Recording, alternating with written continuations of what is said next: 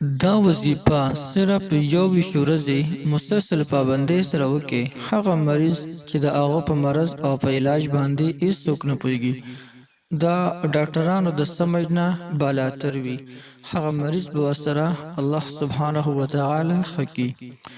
یا یو کس مظلوم دی او هغه د ظالم نه ډېر سخت تنګ راغلی دی، نو که دا وظیفه یو ویشت ورځې وکړي، الله جل جلاله به د هغه د ظلم نه دا کس خلاص کړي. بسم الله الرحمن الرحیم. السلام علیکم ورحمت الله وبرکاته. زما وروڼو او خویندو، کله چې انسان په دنیا کې اوسېږي نو د قسمه امتحاناتو سره مخامخ کېږي. کله کله انسان د ظالمانو په پنجه کې ورپوځي او د ظالمانو د لاس او خولې د دې د لاسه د انسان چوپ راشي. دې وجې نه خلک په دې انسان باندې ظلم بیا ډېر زیات کوي. بعضې کسان وي چې هغوی مظلومین وي، یعنی ظالمان ډېر زیات وي او ظالمان په دې کسانو باندې ظلم کوي. نو که چېرته د ظالم ظلم بالکل انتها ته رسېدلی او ته ترې ډېر سخت تنګ راغلی یې، نن د دې وظیفې ذکر شروع که. رب انی مغلوب فانتصر. د دې وظیفې ذکر شروع که انشاء الله چې دې ظالم د شر نه به دې الله جل جلاله محفوظ ساتي. طریقه یې درته اوس ښیم. یا یو داسې مریض دی چې د هغه په علاج باندې ډاکټران نه پوهېږي او نه د ډاکټرانو په سمج کې راځي چې یاره د ده دا څنګه مریض دی. لکه بعضې مریضان داسې وي چې هغوی څومره ټسټونه وکړي نو دا ټسټونه د هغوی د ټولو صفا راوځي. که څومره علاج وکړي نو علاج د هغوی په کار نه راځي او دا وایي زما دا سر ماتېږي، زما د کولمې بالکل شلېږي، زما په دې معده باندې شونډې بوج دی، یا زما په دې دا باندې په زړه باندې بوج دی وغیره. خو که هلته کې ECG او دغه رنګ چې کوم دي اسري وکړي وغیره هر څه وکړي، دا کوم دي د دغه د ډاکټران ولا الټراساونډ وکړي، لیکن د هغوی په سمج کې د بیماري نه راځي. کله کله د تعویض د کوډو او جادو په ذریعې سره دغه رنګي خطرناکې بیماري راتلی شي.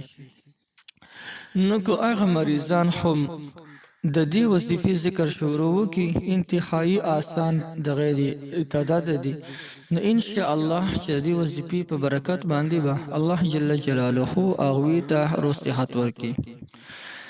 راځي د ټولو اول د هغه انسان دپاره چې هغه د ظالمانو په پنجه کې ګیر وي او ظالمانو د ظلم بالکل انتها کړې وي او دې د هغې د ظلم نه ډېر سخت تنګ راغلی دی.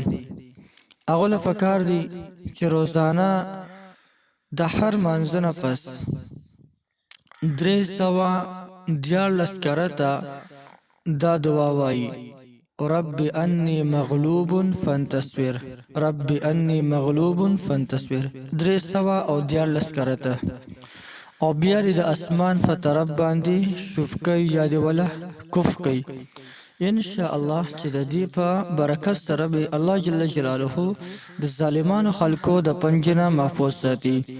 او یو مریض دی چې د هغه په د علاج باندې هېڅوک نه پوهېږي، نو که هغه مریض هم تر د 21 ورځو پورې مسلسل 314 کرته دغه وظیفه کوي: رب انی مغلوب فانتصر، نو الله جل جلاله به د هغه مریض چې هم دی ښه کوي. لیکن کله چې روزانه به دا وظیفه کوي، یعنې داسې به وایي رب انی مغلوب فانتصر، اکو کېدای شي داسې به وایي فدعا ربه انی مغلوب فانتصر. د سورې قمر آیات نمبر 10 دی. دغه چې دی آیات مبارک ته وایي او بیا چې دی اوبو باندې دم کوي تر د 21 ورځو پورې دغه رنګ عمل کوي. انشاء الله چې هغه نامعلوم مرض به الله جل شانه معلوم کړي او د هغه دغه به وشي، علاج به وشي. دغه رنګ که د ظالم دپاره کوي نو هم د 21 ورځو وظیفه ده، او که د مریض دپاره کوي چې د مریض ته روغ صحت ورشي نو هغه هم د 21 ورځو وظیفه ده. نو یو ډېره زبردسته وظیفه مې درته وښوله. د قرآن مجید آیات دی، بالکل یې تاسو کولی شئ. تاسو ټولو ته د دې مکمل اجازت دی، هر څوک د دې نه مکمل فایده اخیستلی شي.